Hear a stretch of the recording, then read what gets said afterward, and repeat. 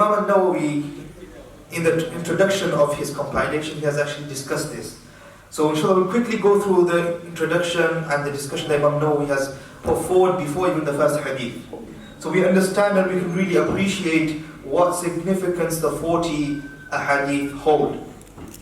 So to begin with, Imam Nawawi rahimahullah, he says, Alhamdulillahi Rabbil Alameen, all praise is due to Allah, the Lord of the worlds, the sustainer of the heavens and the earth, the controller of the affairs of the entire creation. So he's just praising Allah to begin with. So we know that Allah is the controller of the affairs of all the creation. What we can see, what we can't see, what we know and what we don't know. Allah controls all the affairs. And then he continues to say, praise belongs to Allah, the one who has sent the messengers. May peace and salutations be upon them. And he has sent the messengers to whom? None other than al-mukallifeen. Those who have been burdened, those who have been put in the place of following the Quran and the Sunnah, those who have been given law and legislation to follow, those who have to shoulder the message that the messengers have brought. Why? لِهِدَايَتِهِمْ, for their guidance, وَبَيَانِ شَرَائِعِ الدِّينِ, and to explain and to expand for them the explanation of the deen, of the religion. بِالدَّلَائِلِ الْقَطْعِيَّةِ وَالْوَاضِحَاتِ الْبَرَاهِينِ, with clear-cut evidences and open proofs and hujjah, as they call it in Islam. So all these things the messages have come with, and it's all because of Allah, and therefore the praise is only belonging to Allah. And then he goes on to say that I praise Allah for all of His bounties, and I ask Him for more from His bounty and His generosity.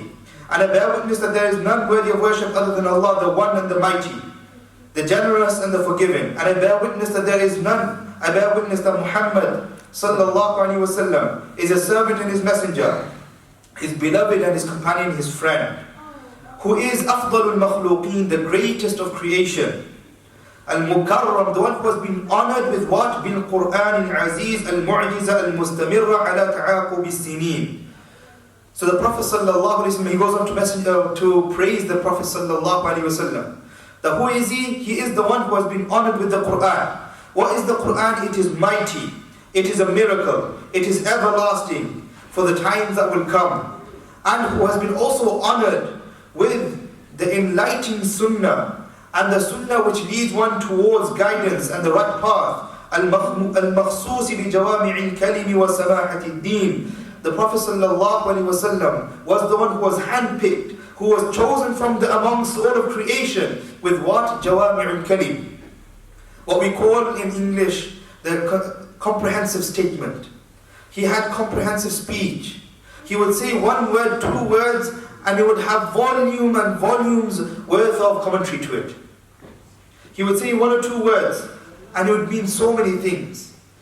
Once we were studying Sahih al-Bukhari in class, and we came across a hadith in which the Prophet ﷺ, showing his love and affection towards a child, the brother of Anas radiallahu anhu, whose name was Abu Umair.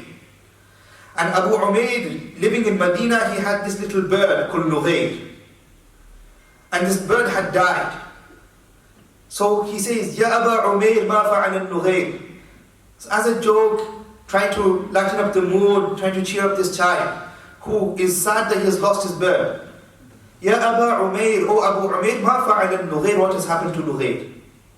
The scholars from this have deducted and has pulled out and taken out and extracted from this little sentence, Ya Aba Umair, ma fa'ala al-Nughair, more than 400 masail.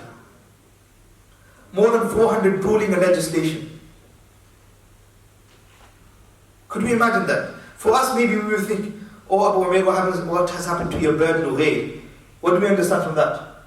It's just a statement that we say to one another. But the Prophet ﷺ, Jawami'ul Kalim, comprehensive statement. The scholars, they go on to explain that it is permissible for a child to have the name or give a kunya, which is when you refer to your child. So if somebody has a son called Abdullah, they call him Abu Abdullah. But Umair was somebody very small. He was young, Abu Umair.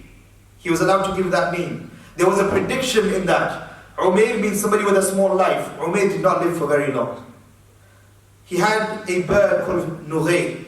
Now he was living in Medina. We know Medina to be the Haram, a sacred land. But does it hold the same sanctity as Makkah? In Makkah, as we know, we are not allowed to go hunt. We can't be killing animals there. We can't be ripping off the leaves of the tree because it's sacred land. But does the same sanctity apply to Medina? They say no because of this hadith. Because Nughayr was a bird caged. So for the, we might not be thinking about all these things, but the scholars, they look at this one small statement of the Prophet ﷺ and they deduct many, many things. So the Prophet ﷺ had a comprehensive statement. That this was one of the attributes, one of the gifts given to him by Allah the Almighty. And then Imam Nawawi, he goes on to say, Salawatullahi wa salamuhu alayhi, that may peace and blessings be upon him and upon the rest of the prophets and messengers. And all those who are known to be pious, wasa'il salihin, and those who had piety. Amma ba'd. And now he's going into his discussion, Imam Nawawi rahimahullah. He says, and he mentions a number of companions. He says that we have narrated from the likes of Ali bin Abi Talib radiallahu anhu. Who was Ali bin Abi Talib radiallahu anhu? He was none other than the cousin, the blood cousin of the Prophet sallallahu alaihi wasallam. None other than the fourth Khalifa in Islam, the fourth to take up office after the demise of the Prophet sallallahu alaihi wasallam. So he says, we narrate from Ali radiallahu anhu. And we narrate from Abdullah bin Mas'ud radiallahu anhu. Who was Abdullah bin Mas'ud radiallahu anhu? He was known as the greatest, or one of the greatest reciter and qari of the Quran. He used to say to the companions that if anyone of you wants to recite the Quran, then recite it the way ibn Abd recites it. The way that Abdullah bin Mas'ud recites the Quran, go and recite the Quran the way he does. Once a person came traveling from Kufa to Umar radiallahu anhu while he was the leader of the Muslims. And this person came and he wanted to lodge a complaint to Umar radiallahu anhu that there is a man in Kufa who is narrating the Quran without opening up a mushaf, without opening up a Quran. So the norm of the time was that the Quran had been spread out throughout the world. And they wanted the teachers to open the Quran and teach from the Quran itself, looking in there, to avoid any mistakes. So this person came and is informed Umar radiallahu anhu that there's a man in Kufa, in modern day Iraq, who is reciting and teaching the Quran without a mushaf. So Umar radiallahu anhu became enraged. He's angry. He wants to punish this person. Then he asked him, who is this person? He said, it's Abdullah bin Mas'ud. He said, oh, hang on a minute. I can't do anything anymore. The Prophet ﷺ has given him the seal of approval. I can't say anything. If the Prophet ﷺ has said, Abdullah bin Mas'ud radiallahu anhu is the only one that we should follow in the recitation, we've got no choice, we have to follow him in recitation. So Umar radiallahu anhu backed off. So we can understand what the stature, what the position that Abdullah bin Mas'ud radiallahu anhu had. So again, Imam Nawawi, he says that we narrate from Ali bin Abi Talib, Abdullah bin Mas'ud, Mu'adh ibn Jabal radiallahu anhu. Who is Mu'adh ibn Jabal? أعلمكم بالحلال والحرام. The Prophet ﷺ praised him and he said, the one who possesses the most knowledge about the matters of halal and haram is none other than Mu'adh ibn Jabal radiallahu anhu. And he says, Abu Darda, again another companion of the Prophet ﷺ, وابن Umar, and the son of Umar radiallahu anhu, Abdullah bin Umar, وابن Abbas, and Ibn Abbas, who was again another cousin of the Prophet ﷺ. Who was he?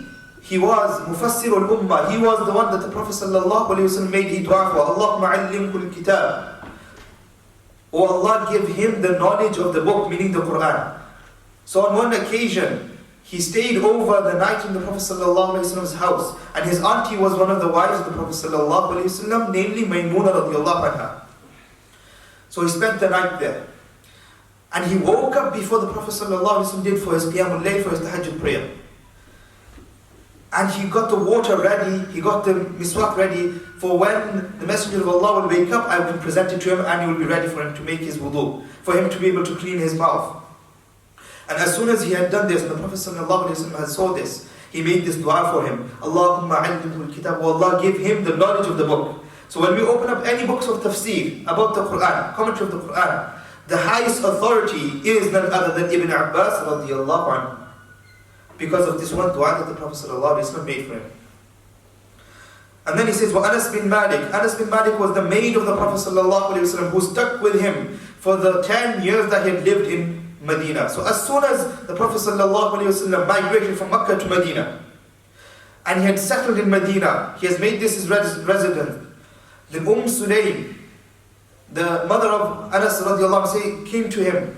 The Prophet ﷺ said, look, I've got nothing to offer you. I don't have any wealth, I don't have any gifts I can offer you other than this little child of mine. He will stay with you 24/7 and he will tend to your needs as you need them. Whatever you need, you tell him, he will do. So the Prophet ﷺ was accompanied by this child, Anas bin Malik radiallahu anhu. So he knew what used to happen within the closed doors of the Prophet ﷺ because he accompanied him at all times. And then he says, well, Abu Hurairah radiallahu anhu, and we know of Abu Hurairah. Who was Abu Hurairah? He was the companion that traveled from Yemen. And he lived with the Prophet ﷺ for only about 3 years. But yet he narrates the most hadith, the most narrations, sayings, traditions from the Prophet ﷺ. He is the prolific narrator of the hadith. No one can match him. More than 5,000 hadith to his name. And why was he able to retain all this? The Prophet ﷺ, he gave him a shawl, like a cloak, and he made a dua for him and he placed this on his back. And after that he says that whatever I used to hear from the Prophet ﷺ, I would never forget it. So that's why he became prolific. He was known for his knowledge of hadith. He used to say that all of you companions, you are too busy with your businesses, you're going out and trading and you're making money, but I was busy accompanying the Prophet ﷺ. Wherever he would go, I would go there, and whatever he would say, I would memorize and retain. And that's why when we open up any books of hadith, you will always find an Abi Hurairah radiallahu anhu, an Rasulullah sallallahu alaihi wasallam, you will always find this name coming from place to place. And then Imam Nawawi, he mentions the last companion, Abu Sa'id al-Khudri radiallahu anhu. Who was Abu Sa'id al-Khudri radiallahu anhu? He was the first companion to shoot an arrow in the sake of Allah, in the path of Allah. So when it came to the battle of Badr, I believe, he was the first one to shoot an arrow in the path of Allah, and he was known for that. So Imam Nawawi says that narrating and putting forward all these names, he says that we narrate from them a number of hadith. So from each of them, there's many hadith coming. Many hadith coming that the Messenger of Allah sallallahu alaihi wasallam has said. So you imagine how many companions is named, and he's saying that they all heard the Messenger of Allah sallallahu alaihi wasallam as to stating, the man حفظ على أمتي 40 حديثا من أمر دينها بعثه الله يوم القيامة في زمرة الفقهاء والعلماء. That whosoever memorizes, retains, and passes on to my ummah 40 statements from the affairs of the religion, then Allah shall resurrect him on the day of judgment from amongst the groups of the fuqaha, the jurists, and ulama, the scholars. So that's the first hadith he has narrated. That whosoever retains, memorizes 40 hadith, and then passes on. So hafidha literally means to protect. So that's why some scholars have explained that it does not literally mean that you have to memorize it, but to retain them and to protect them, to jot them down, to write them down, to document them, and then to pass it on. So to pass on 40 ahadith to my ummah, then he shall be raised on the day of judgment amongst the groups of the fuqaha, the jurists, as well as the ulama, the scholars. وَفِي riwayah. And then he says, in another narration, he says that Allah shall raise him, Allah shall resurrect him as a faqih, as a jurist, and as a alim. وَفِي رِوَايَةِ أَبِي الدَّرْدَاء. And he says in the narration of Abu Darda radiallahu anhu, he says, وَكُنْتُ لَهُ يَوْمَ الْقِيَامَةِ شَافِعًا وَشَهِيدًا. That on the day of judgment, I shall be his intercessor. I shall come in front of Allah and intercede on behalf of this person.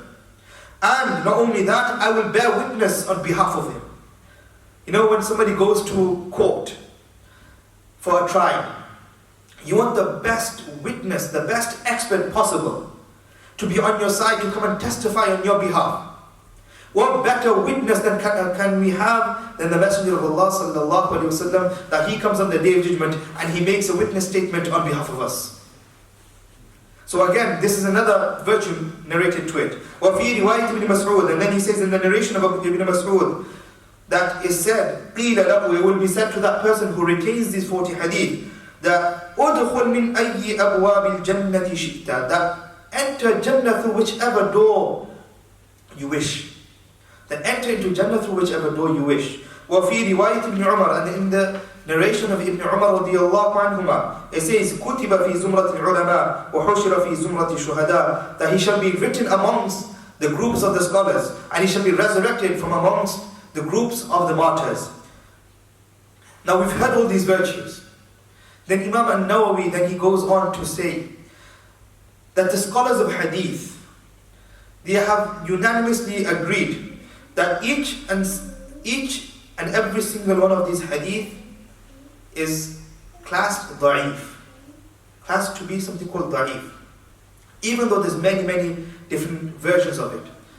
Now, as soon as we hear this word da'if, which we translate to be as weak or unauthentic, something which is not authentic, straight away we start to think that maybe the text is corrupt.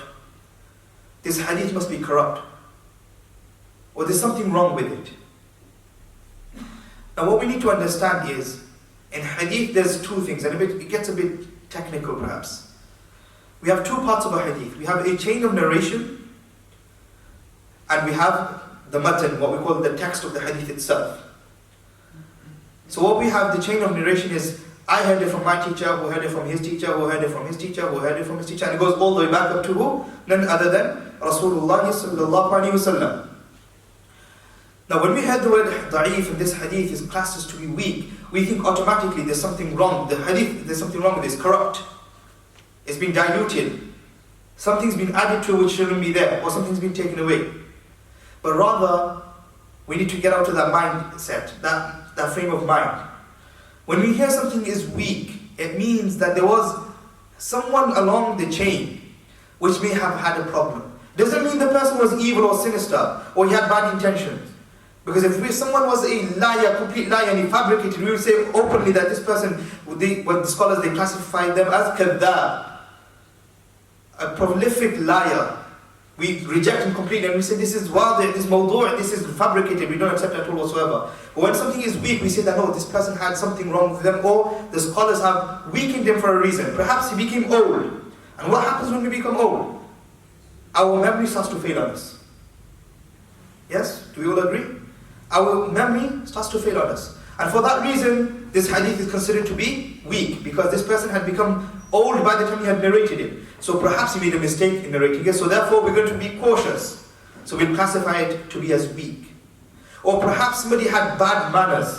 You know, when we speak about mannerism, we think about somebody who has to be very, knowledgeable to have good manners. The scholars, as soon as they would see somebody who has bad manners, they would classify him as to be weak. Somebody who was deceptive. Imam al-Bukhari, he came to the majlis and to the gathering of one of the scholars who was narrating hadith. And he sat with him. And he saw that this scholar, he had a child there. And he began to call the child, and he was saying to the child, I've got something in my hand, but he had nothing in his hand. Imam Bukhari, he saw this, and immediately he got up from his place and he left. Somebody inquired, oh Imam, why is it that you've not taken hadith from this scholar who was sitting there? He says, if this person, this scholar, can deceive this child, the what reason is there for me not to think that he will deceive me when I'm narrating hadith? So for that reason, I want to exercise caution, and I didn't want to take hadith from him.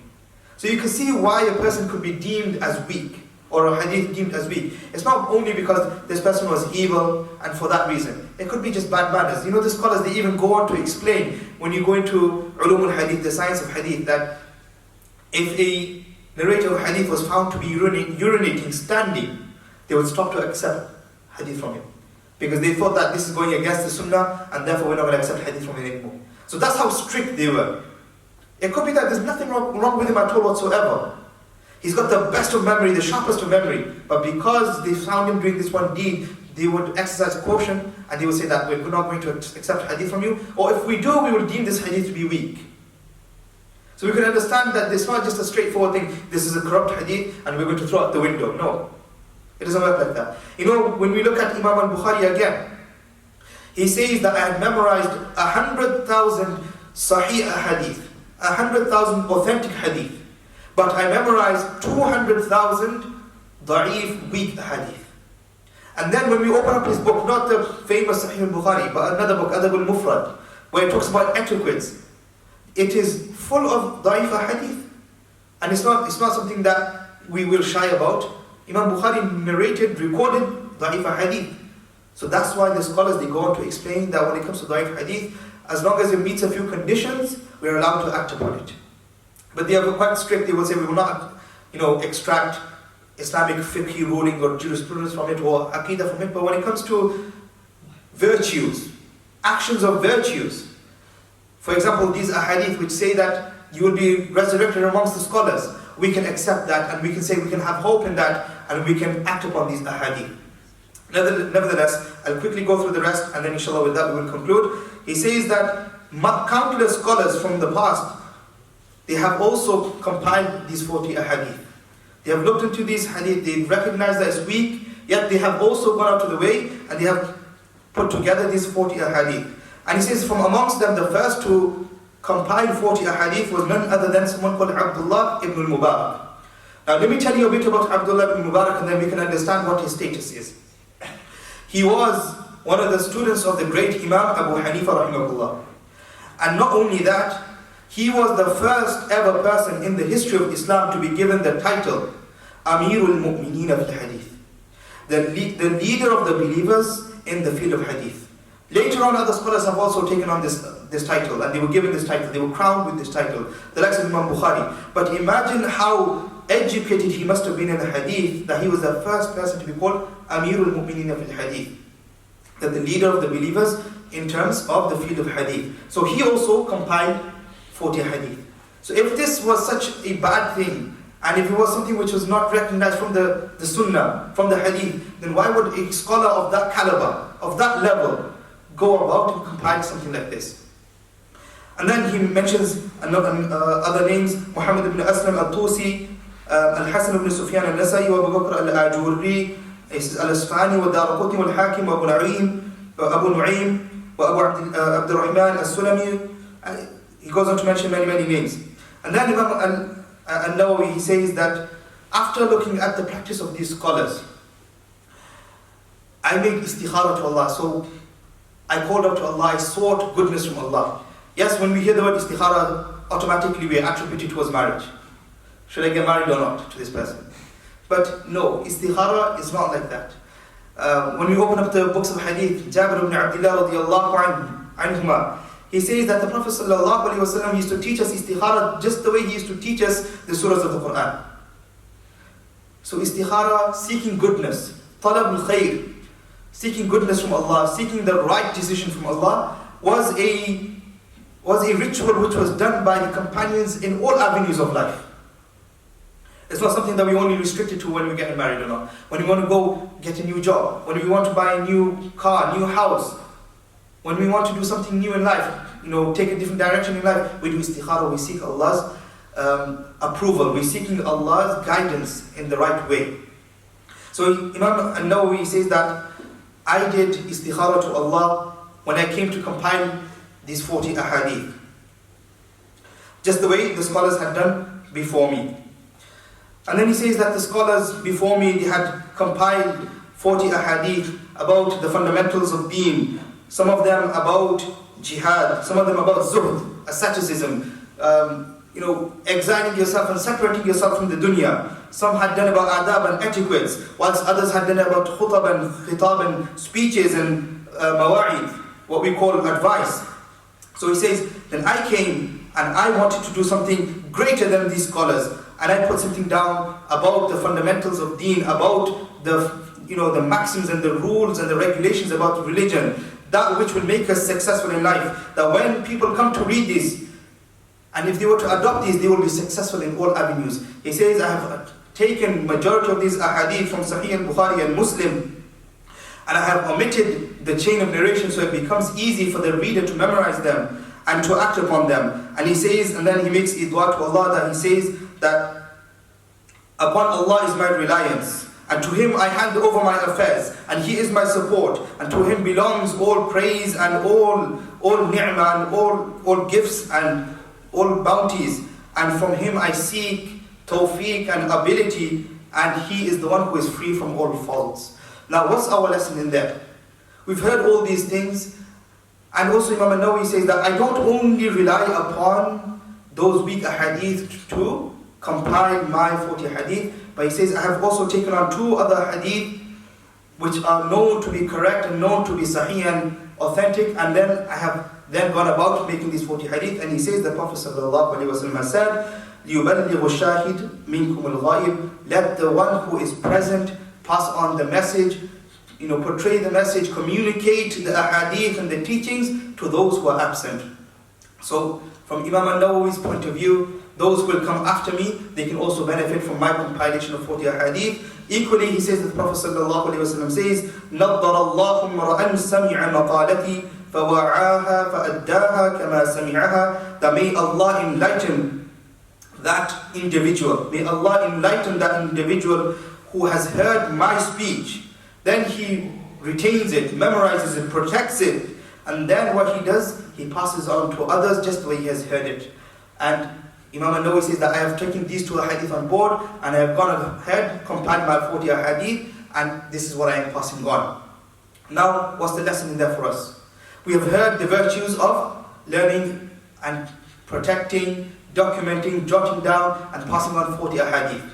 Yes, we have found out that some of them are weak.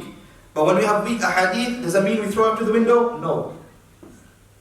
We don't throw it out the window. It's not fabricated. It's not a lie. It's not made up. We can still act upon it. And when you have many, many weak ahadith coming together, I remember my teacher explaining it to us. If you get one branch, it's very easy to snap, or a twig. You get 2, yes, you can still snap it. You get 3, you can still snap it maybe. But when you have a whole bunch, and you tie it together, will it be easy to snap them? No, you won't be able to do it anymore. When you have a whole bunch with you, you can't do it anymore. So equally, when you have weak hadith, but you have it from coming from many, many different places, then they begin to strengthen one another just the way the twigs will start to strengthen one another.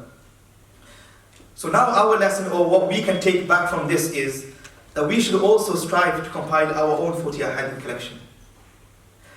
Yes, many of us, we have social media, we have WhatsApp, we have Twitter, we have all these other things, and we forward hadith from people. We pass it on, and we put it as our status, and we send it to all the groups that we're on. But if we took out the time and we wanted to jot them down, any hadith that comes across, and this is to my liking, I like this hadith relates to me, I can take a lesson from it. It enlightens me. When I'm feeling down, it cheers me up. It gives me hope. Or this hadith sounds very nice to me, as appealing, and we jot them down until we have made our own collection of 40 hadith. Then we too can also walk in the footsteps of Imam Nawawi. We too can also walk in the footsteps of Abdullah ibn Mubarak, of Darqutni, al-Hakim, and all these other scholars that have come in the past. No one is saying that you have to get it published, you have to take it to the publishers, and then you have to make a cover for it, and then you have to sell it on Amazon or something. No. It's we make it and we teach it to our families. We pass it on, we leave it behind. So that after we have left this world, and we are in our graves, the Prophet ﷺ says that إِذَا مَاتَ ابْنُ آدَمْ إِنْقَطَعَ عَمَلُهُ إِلَّا مِنْ ثَلَاثٍ, that when the child of Adam ﷺ passes away, all of his deeds come to an end except for 3. And from amongst them is عِلْمٌ يُنْتَفَعْ بِهِ, that knowledge which they have left behind, through which others are still benefiting. So if we get the chance, if we are in the habit of reading hadith, select any 40 hadith. It doesn't have to follow any theme or anything like that. We just jot it down, put it in one place, and then we can teach it, we can pass it on, others benefit from it. And we make dua that Allah, He allows us to walk in the footsteps of the scholars who have done this. He allows us to take benefit from the 40 hadith of Imam Nawawi. And He also allows us to be resurrected from amongst the scholars of the Day of Judgment. سبحان الله بحمده سبحانك اللهم وبحمدك نشهد أن لا إله إلا أنت نستغفرك ونتوب إليك والسلام عليكم ورحمة الله